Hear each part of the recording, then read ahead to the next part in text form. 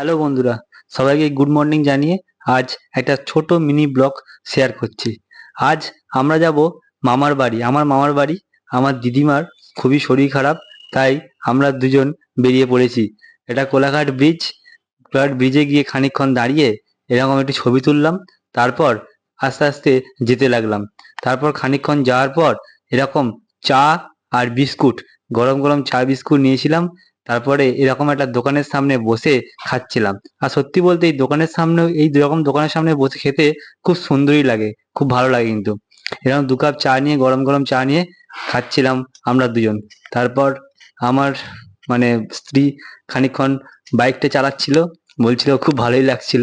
যাই হোক, এইভাবে এইভাবে যেতে যেতে পৌঁছে গেলাম মামার বাড়ি।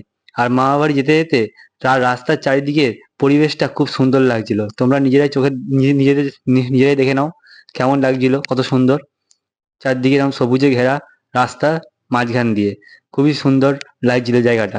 তারপর আস্তে আস্তে পৌঁছে গেলাম মামার বাড়ি। মামার বাড়ি, দিদিমার খুব শরীর খারাপ, তাই দিদিমাদেরকে তোমাদেরকে দেখাচ্ছি। দেখো দিদিমার এই অবস্থা, সত্যি খুব দিদিমার খারাপ অবস্থা। অনেক বয়স হয়েছে, প্রায় 95-এর উপরে। খুবই খারাপ অবস্থা। দিদিমা মানে পা হাত ফুলে গেছে, খুবই মানে খুবই শেষ অবস্থা বলতে গেলে, ঠিক আছে। যাই হোক, এরকম উঠে বসেছিল, আমার সঙ্গে কথা বললো খানিকক্ষণ, খুব ভালো লাগলো আমার। টাটা। আজ মিনি ব্লগটা আর এখানে